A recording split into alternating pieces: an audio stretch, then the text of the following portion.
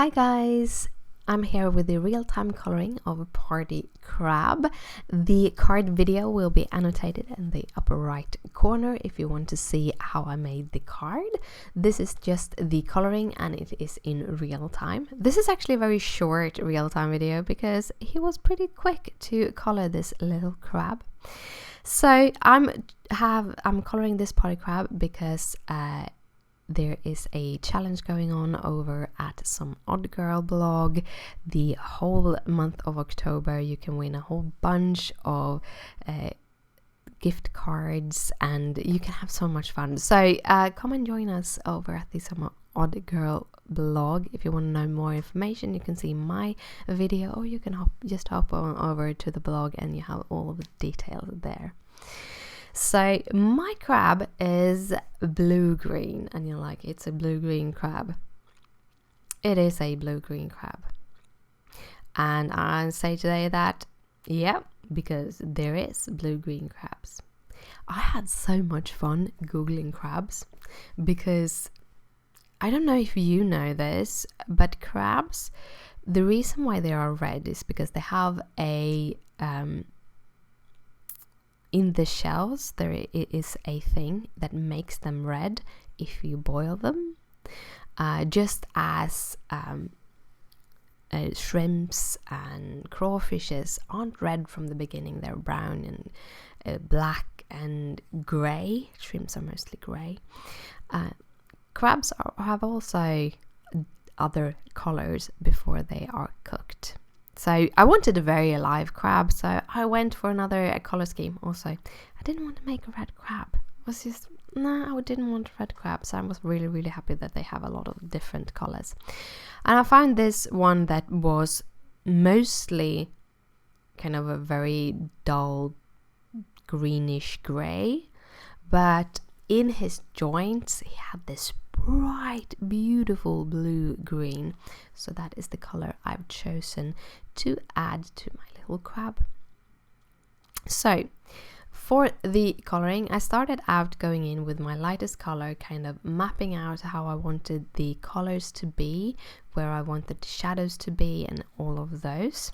The lighting is coming from the upper left corner this time, and this was because I didn't really know how I would put shadows from the balloons, what kind of shadows the balloon would cast onto my crab. So it was much easier just to make a cast shadow from that upper claw than from the balloons. So yeah, I have a tendency to choose the shadowing depending on what's easiest. Yeah, I'm starting out with the blue-green 707 for my darkest shadows, doing a whole bunch of rounded shadows, but I'm also doing a whole bunch of cast shadows, very importantly from the big claw that he has on his left side, but also small teeny tiny cast shadows from the hat and from the little pointy thingies. They probably have a name, but I say pointy thingies he have on his kind of head or main shell or what it is, because I wanted it to be very, very much look textured. I wanted them to really stand out, so I'm adding these teeny tiny shadows. And after I've gone with all of the colors, I felt that I didn't get the depth I wanted. I wanted more dimension in my cute little crabby, so I went in another time with the colors, with the BG07, and then going through BG57, 53 and BG10, I think it is, as the lightest, or 11. We'll see when we get through there. But I kind of just building up the both the texture and the shadows and the colors. And I really like this color scheme. It's one of my favorite one. It's not super bright, right in your face bright, but it's still pretty good blue green. I like the 50s, the blue green 50s, that is. I kind of like the 50s too.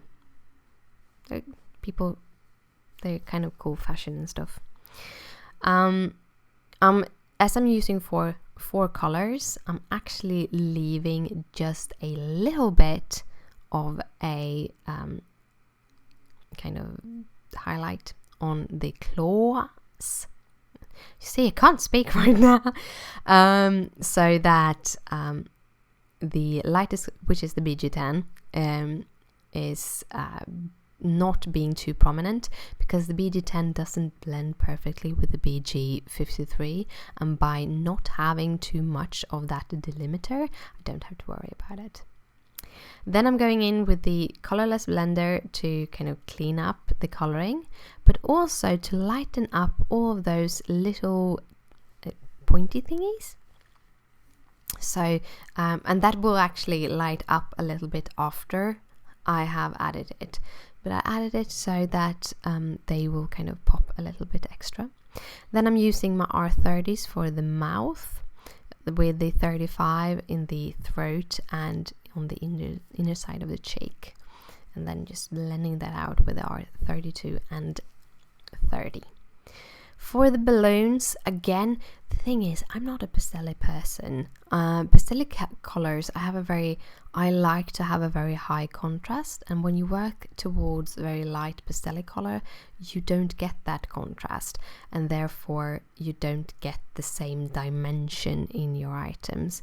But I'm trying here, I'm working at it, because I want to have a little bit of a kind of similar color scheme. I'm having the green be both on the star balloon and on the party hat.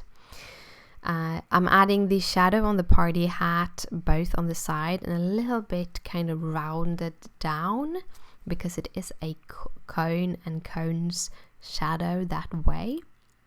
They don't have like a straight shadow, it's more have a cone shadow. And then I'm going into the light balloon, or the yellow balloon, and I'm using very light yellows to do this. So my Y15 is my absolute darkest, trying again keeping those light colors, and by keeping balloons in light colors, they feel more airy and light, more like balloons. And then I'm using the same colors on the rest of that party hat. And that was the coloring for today. I hope you liked it. If you do, please thumbs it up and share it with your friends. If you have any questions, just comment down below. Down below you find all the details of the supplies and the list of the Copics. And here are 2 other real-time coloring videos with some odd girl stamps. Thank you again for watching, and I'll see you later. Bye!